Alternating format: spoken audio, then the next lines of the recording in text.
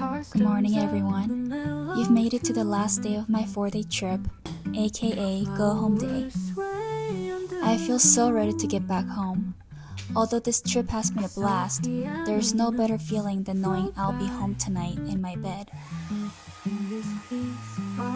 We have a close to 6 hours flight back to San Francisco, then we deadhead back to Denver from there.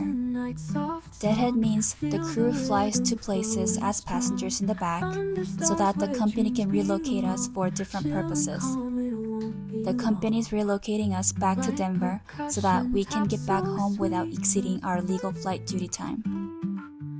One final time I packed up my stuff, made sure I looked clean for the passengers, and headed out.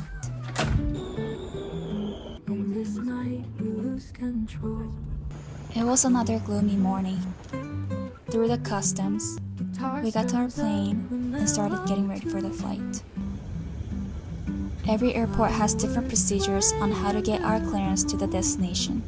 As there are thousands of factors to consider to operate a safe flight, the pilot, company, and the ATC communicate very closely on what our plans are, especially before departure.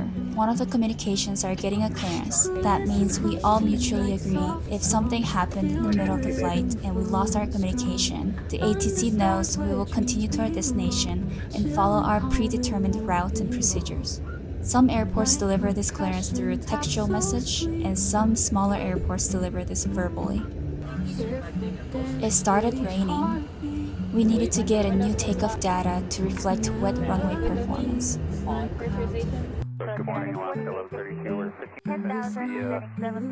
As we departed, about an hour into the flight, we had a passenger faint and went almost unconscious.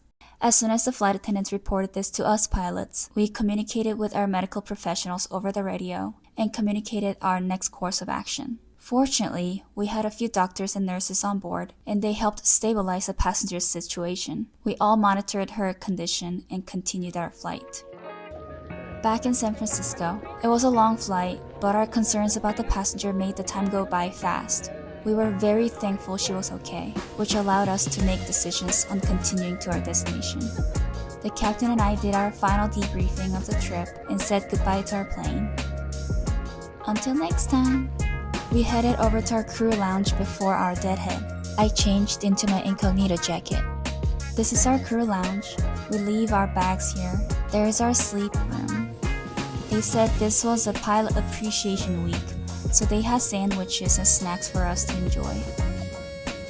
Finally to our deadhead flight. Now I get to listen to my podcast, sit back and enjoy the friendly skies. I know it's my job, but every takeoff still gives me butterflies. Had some shrimp pasta with apple pie. We started getting bumps, so I figured we were getting close to Denver. Denver's Rocky Mountain can really rock the plane a bit. For this reason, we asked the flight attendants to take their jump seats a little sooner so we can protect them from experiencing unexpected bumps. Almost there!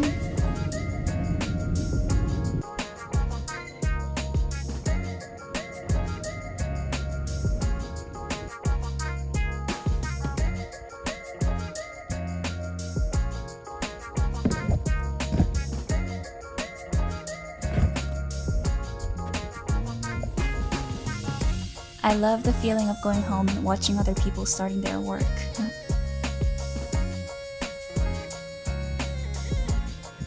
My awesome boyfriend came down to help me with my bags.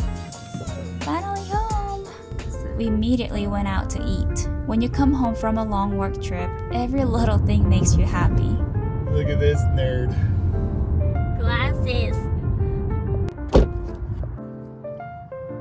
We had to wait for about 20 minutes to be seated, so we went to a Target next door and goofed around a little. They made it very obvious Halloween was fast approaching. They finally called us and we got seated. We were so excited and had such a great time together. This concludes my very first vlog trip. I really appreciate every one of you for watching my videos and showing love. I enjoyed my trip so much more thinking I get to share these moments with you. Thank you and see you next time.